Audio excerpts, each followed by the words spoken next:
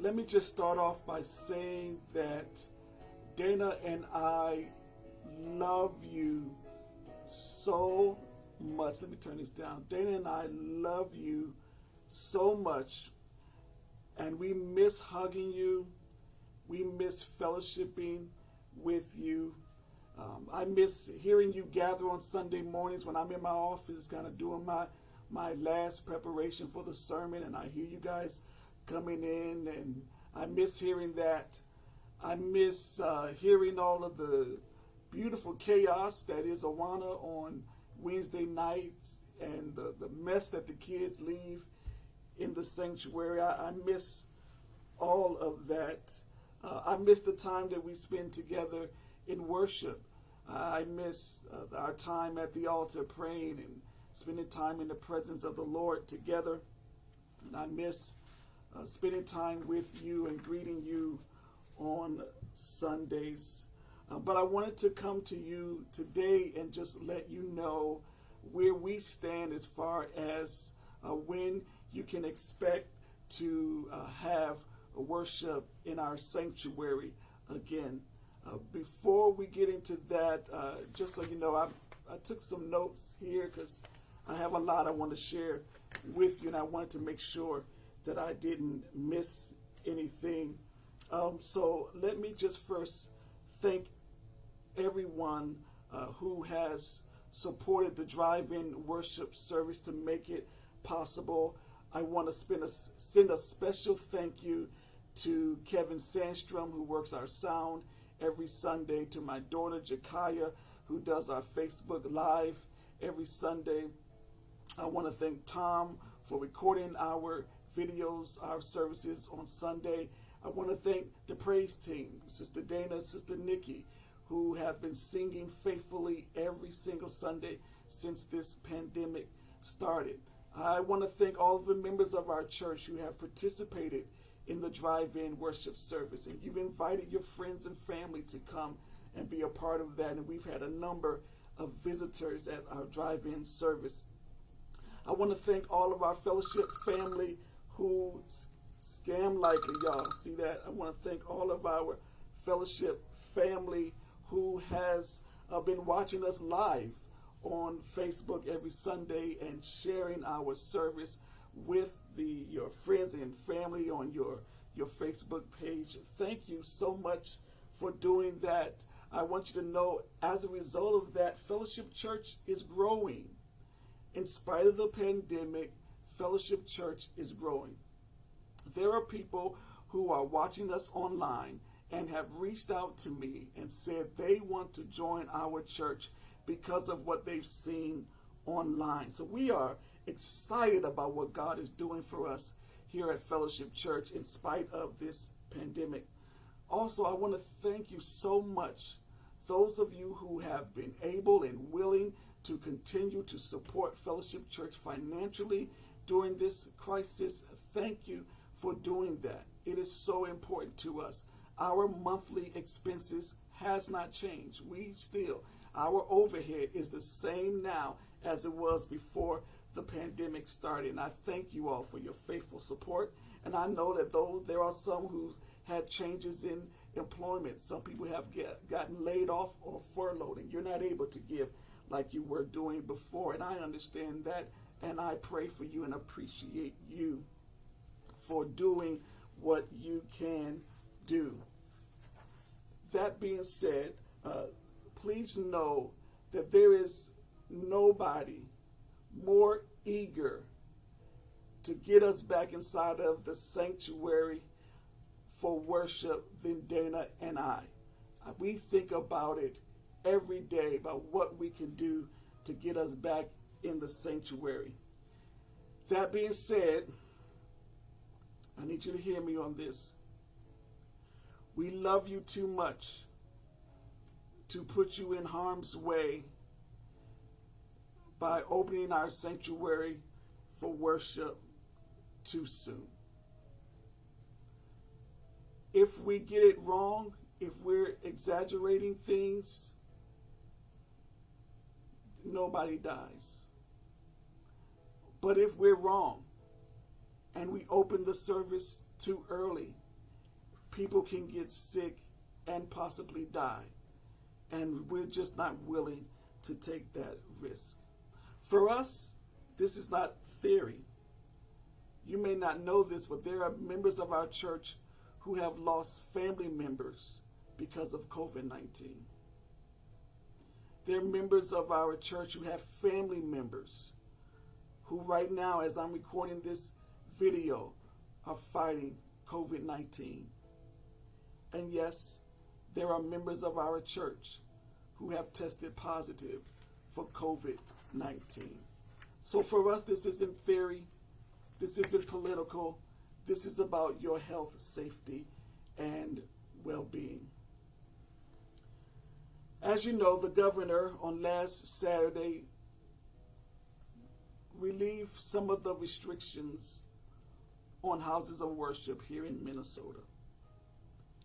His executive order allows houses of worship to open up again as of May the 27th with 27% capacity.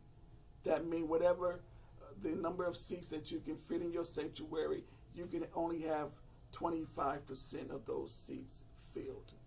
For us, that means between 25, 30, maybe 40 people can be in our sanctuary at any given time.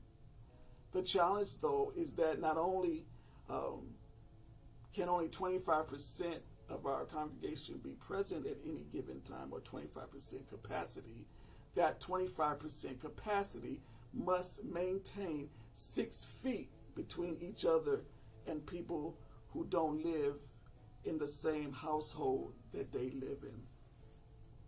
To accommodate that, we've been thinking of possibly having multiple services, maybe a service at 10 o'clock and a service at 1 o'clock, so that we can accommodate everyone who wants to be with us on Sunday for worship and still keep everybody safe. That being said, we have not made a decision as to when we will reopen our sanctuary for worship. You can't imagine how hard the decision was that we had to make in early March not to have worship service inside. We could have decided to do it anyway. It wasn't an easy decision for us to follow the executive order, but we did it for your health and safety. And it's even a harder decision for us to reopen the sanctuary for worship. And so we are hesitant to do that. The issue is, if we get it wrong, if we open too soon, people can get sick, people can die, and we don't want to take that risk. If we're wrong, if we're exaggerating, then no one gets sick. But if we are wrong and we open too soon, somebody could get sick and die.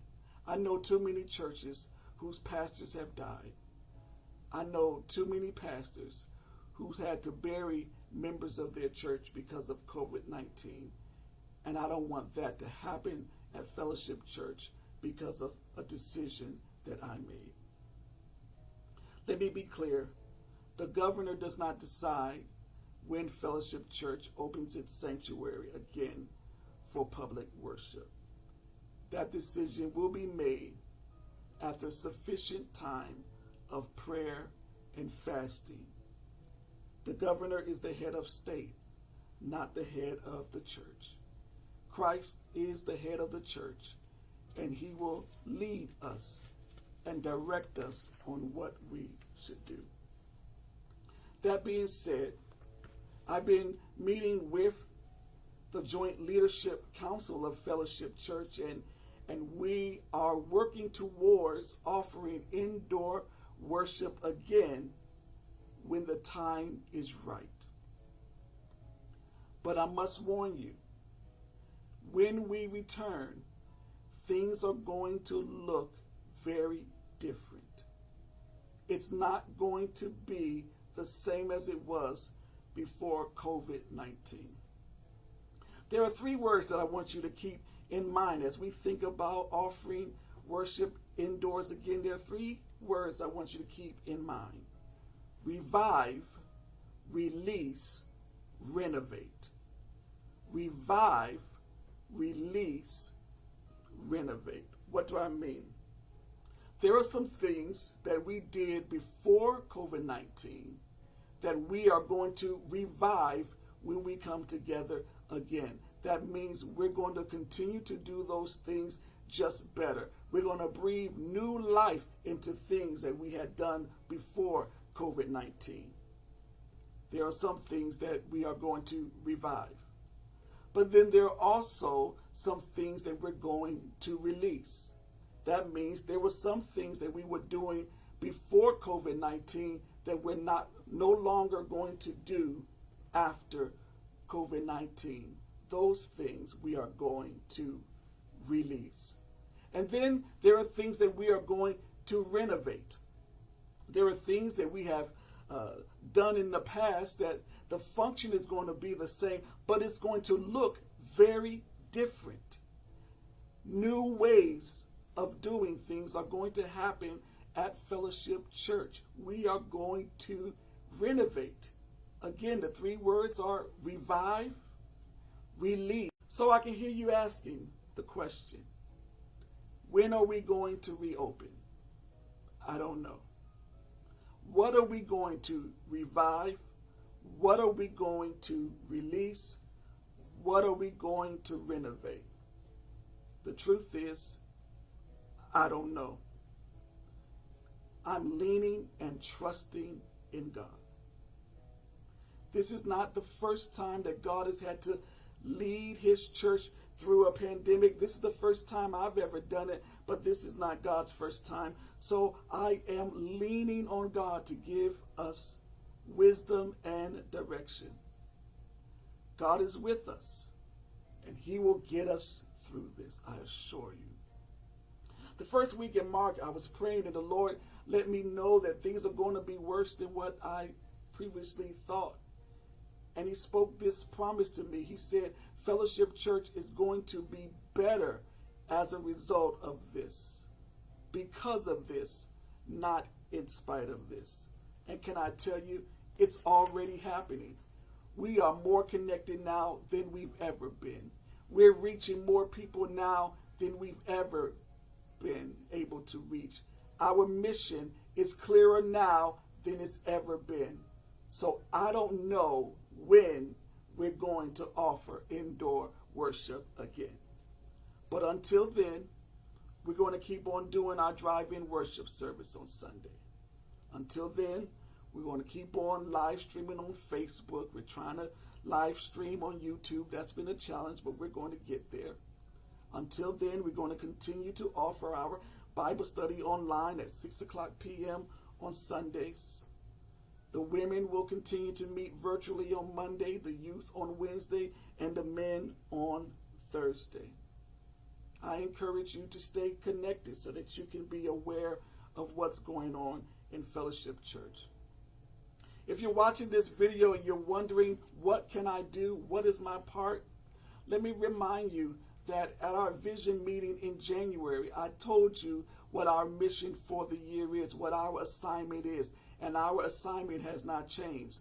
Our assignment is to pray, give, and go. Pray, give, and go. That was the message that God gave me for our vision meeting, and we're still going to do that. So what can you do now? Pray.